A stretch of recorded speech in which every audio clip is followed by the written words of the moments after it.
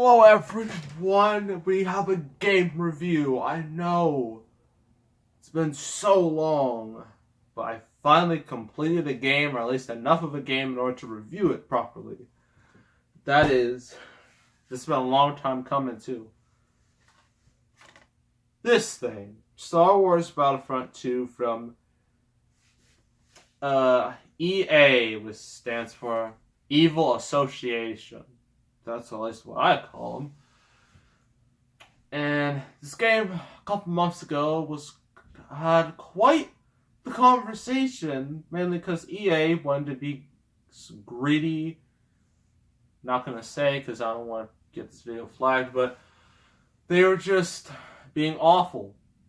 And what they did is they put loot boxes in this game, and then that got so much criticism and hate, and one of the EA people put a comment on Reddit, and it became the most downvoted comment in history on Reddit. It was so bad they had to remove loot boxes at literally the 11th hour, and Disney themselves were really mad at EA for having all this right before The Last Jedi was going to come out. So now the rumor is EA is going to be, Disney is looking for a new publisher. That's not EA, thank goodness. I already did a whole video on that. If you want to go watch that, you can just look up my video game reviews playlist. So, here we are. And also, microtransactions are going to be coming back. Not sure when, but they will. It's hard to talk about this game, but I guess the real question is it really a bad game, or just people saying it because of the business decisions? That's the real question. Before that, I'll show you on the back. This is Xbox One X Enhanced. I'm not getting an Xbox One X because that thing costs $500. I'm not spending that money. So yeah, it's basically the back. It's basically heroes are born on the battlefront. Embark on an all-new Star Wars Battlefront experience from the best-selling Star Wars HD game franchise of all time. That's a lot of words. A new hero, a story untold. Galactic scale space combat, better together with split screen co-op, and the ultimate Star Wars battleground. It's basically what this is. So what you can do in this game, you can do the campaign, which is actually, there's the campaign and there's an extra part, the resurrection. You can do that. You can do arcade. Then you can do multiplayer and online. I don't do online because I just don't, so couldn't do that. Arcade, I've done everything there because that would take forever. But it's alright experience. It's nothing too bad. Then the campaign. Now at first when I was playing the campaign, I had a lot of fun. Being a part of the dark side. Okay? Because personally, and pretty much nearly everything, it's a lot more fun to be a villain than a hero. Because a hero, you just gotta do all the generic stuff. When you're a bad guy, you have a lot more abilities as a bad guy. You have sensors, you have better weapons, you have better everything as being a part of the Sith and the dark side. I was having a great amount of fun killing all those rebels. That was great. But then the story wanted to disappoint me, and then I ended up being a part of the rebels. I was like, ugh, come on. Look, I have nothing against the rebels, but they're not cool. Dark side is cool. I mean, they're awesome. They have much better stuff than the rebels. And it's just not as fun, honestly. And they're there are about 15 missions overall in the campaign, including the resurrection campaign. Most of the time you play as this chick, this Iden Verso, I guess. I don't know. She is just, I just don't care about her. I know it. It's a little harsh, but I really don't care about her because she doesn't have any real personality. She's just boring, dull, brings nothing to the table. She's just there for the sake of being there. And it's really annoying. Also, you have to unlock her too, which, I'll get to that later, because that really is pissing me off. But let's just get back to the campaign. In the campaign, you can play as multiple different characters. You get to play as this Iden, what's her face? You get to play as Han Solo, who has a beard.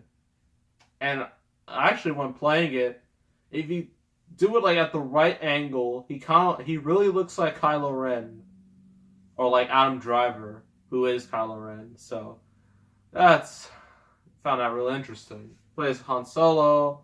Who else? Luke, Luke Skywalker, Princess Leia, rest in peace, Carrie Fisher. Lando, get to play as him. Like, his level is like a lava level, just magma everywhere, and like in a hilarious scene, like I was just running, I was about to like leap, like take a leap of faith and just like go like to the other side. I fell straight into the lava. I laughed so hard. Oh, that was so entertaining. But yeah, that happened. You get to play as Kylo Ren, which you get a massive thumbs up from me, because I really like Kylo Ren and his character. Mainly his look, his lightsaber, it's so cool. Yeah, but the campaign just becomes, it starts out as fun, but just becomes generic and lame at the end. So yeah, that's pretty disappointing.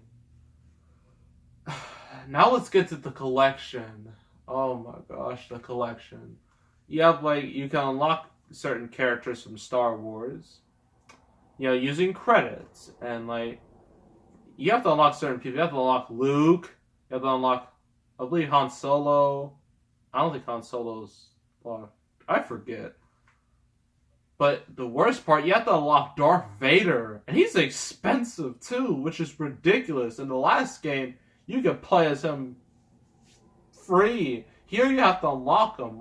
That's just stupid for a Star Wars game. Imagine if they did an Injustice game, where a DC game, where you have to unlock Batman, Superman, Wonder Woman. You know how ridiculous that would be? That's just so stupid. Anyway, also the loot boxes. How can I forget the loot boxes?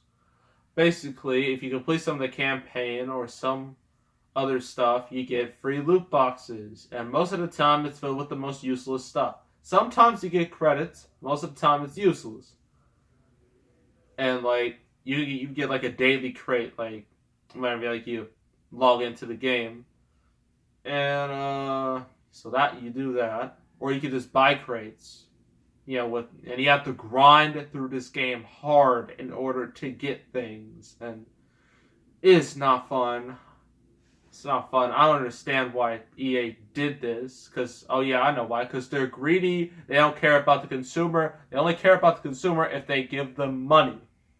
And since everything happened with Star Wars Battlefront 2, and everyone's pretty much turned on EA for their business practices, I don't see how the new Battlefield game is going to do well, considering all the controversy surrounding EA. It might still do well, but not as good as Battlefield 1. Just saying. But anyway, visually this game is amazing. You could tell they put a lot of effort and money into it, and the voice acting is pretty good too. And the cutscenes and the in-game graphics, really good. Music is good. The game feels like Star Wars. But it's just that the business side of it, the loot boxes, the Underwoman campaign, all that is just, it ruins the game.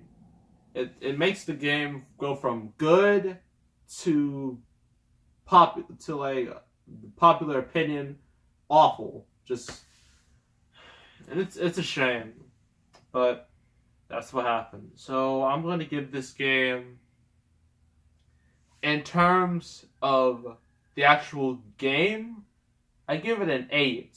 personally. I really enjoyed when the game was good. It was good, but an overall picture, we giving it a 6 out of 10 because those loot boxes and that campaign and just all the crap EA did, it leaves a bad taste in your mouth.